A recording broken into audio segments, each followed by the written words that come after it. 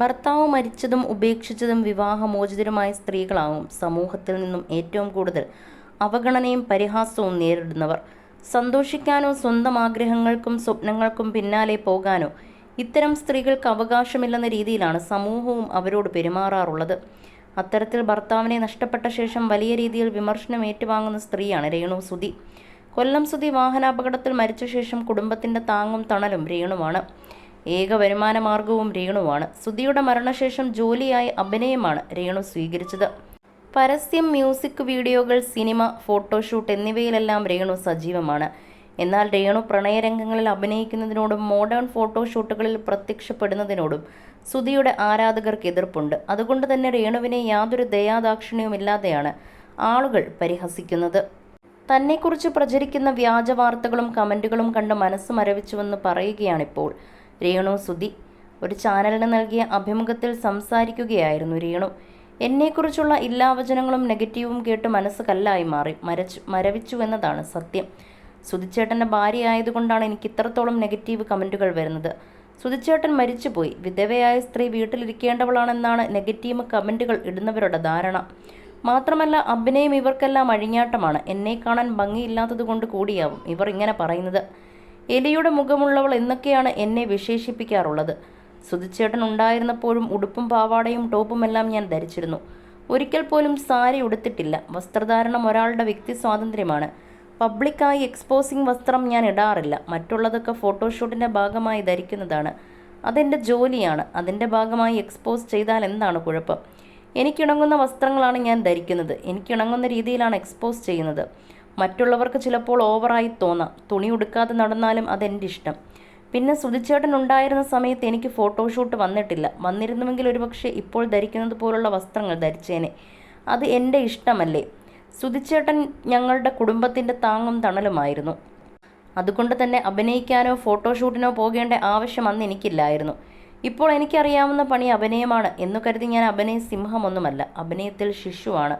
അഭിനയം ഒട്ടുമറിയാത്ത ആളെ വിളിച്ച് ആളുകൾ അവസരം കൊടുക്കുമെന്ന് എനിക്ക് തോന്നുന്നില്ല. പിന്നെ ക്യാമറയ്ക്ക് മുന്നിൽ നിൽക്കാൻ ധൈര്യം വേണം. എന്നെ കുറ്റം പറയുന്നവർക്ക് അങ്ങനെ വന്ന് നിൽക്കാനുള്ള ധൈര്യമുണ്ടോ? മറയ്ക്കേണ്ട കാര്യങ്ങൾ മറച്ചാണ് ഞാൻ ഫോട്ടോഷൂട്ടിന് വസ്ത്രം ധരിക്കാറ്. പിന്നെ എൻ്റേത് നല്ല വയറാണ്. അത് കാണിക്കുന്നതിന് എന്താണ് കുഴപ്പം? എൻ്റെ വയർ എനിക്കിഷ്ടമാണ്. പ്രസവത്തിന് ശേഷം എൻ്റെ വയർ ചാടിയിട്ടില്ല. എനിക്കെൻ്റെ വയർ ഇഷ്ടമാണ്. അങ്ങനെ ചാടിയിരുന്നുവെങ്കിൽ ചിലപ്പോൾ ഞാൻ വയറ് കാണിക്കാൻ തയ്യാറാവില്ലായിരുന്നു. എൻ്റെ വയർ എന്തെങ്കിലും കുഴപ്പമുള്ളതായി തോന്നിയിട്ടില്ല. നമ്മുടെ അമ്മമാർ സാരി ഉടുക്കാറില്ലേ? അവരുടെ വയറ് കാണാറില്ലേ? അത് ഇത്ര വലിയ സംഭവമാണോ? വയറ് കാണൽ ചടങ്ങ് വരെയില്ലേ? അതുകൊണ്ട് തന്നെ നെഗറ്റീവ് പറയുന്നവരെ ഞാൻ മൈൻഡ് പോലും ചെയ്യാൻ പോകുന്നില്ല. നഗ്നയായി അഭിനയിക്കില്ല. പരിധി വിട്ട് അഭിനയിക്കില്ലായിരിക്കാം. ഭാവിയിൽ ഇതെല്ലാം കേട്ട് കേട്ട് ചിലപ്പോൾ ഞാൻ അങ്ങനെ ആയിപ്പോയാൽ എന്ത് ചെയ്യും? എന്തായാലും നല്ല രീതിയിൽ കേൾക്കുന്നുണ്ട്. മുന്നോട്ട് ഇങ്ങനെ തന്നെ പോകൂ. ഒഴുക്കിനനുസരിച്ച് വന്ന് പെട്ടതാണ്. അതുകൊണ്ട് തന്നെ ഇനി എന്നെ താഴെ ഇട്ടാലും എനിക്ക് വിഷയമല്ല. സുധിച്ചേട്ടനൊപ്പം ചില വീഡിയോകളിൽ ഞാൻ അഭിനയിച്ചിട്ടുണ്ട്. അത് കണ്ട് സുധിച്ചേട്ടൻ്റെ സുഹൃത്ത് അഭിനയിക്കാൻ ക്ഷണിച്ചിരുന്നു.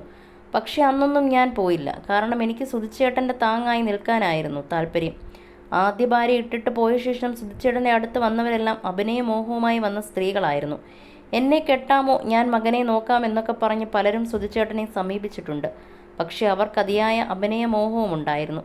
സുധിച്ചേട്ടനിലൂടെ അഭിനയത്തിലേക്ക് കയറാൻ പറ്റുമെന്ന് വിശ്വസിച്ചവരായിരുന്നു അവർ. പക്ഷെ സുധിച്ചേട്ടനും ഞാൻ അഭിനയിക്കുന്നതിനോട് താല്പര്യമായിരുന്നു. അവസരം വന്നിട്ടും അഭിനയിക്കാൻ പോകാത്തത് എന്താണെന്ന് സുധിച്ചേട്ടൻ തന്നെ ചോദിച്ചിട്ടുണ്ട്. അതുപോലെ സുധിയെ വെച്ച് റീച്ചുണ്ടാക്കുകയാണ് ഞാനെന്ന് പറയുന്നവരോട് എന്നിട്ടും എൻ്റെ അക്കൗണ്ട് ബാലൻസ് എന്താണ് കൂടാത്തത്? ഞാൻ ഇനി യൂട്യൂബ് ചാനൽ തുടങ്ങാൻ പോവുകയാണ്. സുധിയെ വിറ്റ് കാശുണ്ടാക്കുന്നുവെന്ന് ഇത്രയും നാൾ കേട്ടു.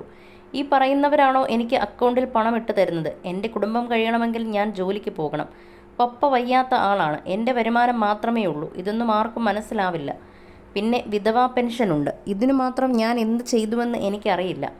ഈ നെഗറ്റീവ് എല്ലാം കേട്ട് ഞാൻ നാളെ എന്തായി തീരുമെന്നും എനിക്കറിയില്ലെന്നും രേണു പറയുന്നു.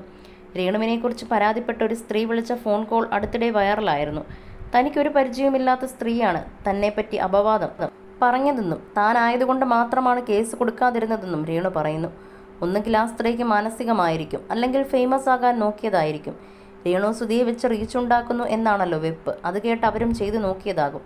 ഈ സ്ത്രീയെ എനിക്കറിയില്ല. എന്നെ കുറ്റപ്പെടുത്താൻ അവർക്ക് എന്ത് യോഗ്യതയുണ്ട്? ഞാനും മനുഷ്യനാണ്. എൻ്റെ സ്ഥാനത്ത് മറ്റാരെങ്കിലും ആയിരുന്നുവെങ്കിൽ ആ സ്ത്രീ ജയിലിൽ ആയേനെ. വോയിസ് കേട്ട് എന്നെ പോലീസ് പിടിച്ചുവെന്ന് ബന്ധുക്കൾ തെറ്റിദ്ധരിച്ചു. അവരെ മുന്നിൽ കിട്ടിയാൽ ഈ അവസരത്തിൽ ഞാൻ എന്തും ചെയ്തു പോകുമെന്നാണ് രേണു പറഞ്ഞത്. ഏവിയേഷൻ പഠിച്ചുകൊണ്ടിരിക്കുന്ന സമയത്താണ് രേണു സുധിയെ വിവാഹം ചെയ്തത്. പിന്നീട് കുടുംബജീവിതത്തിലേക്ക് കടന്നതിനാൽ പഠനം തുടർന്നില്ല. മകൾക്ക് നല്ല വിദ്യാഭ്യാസം കൊടുക്കുക എന്നതാണ്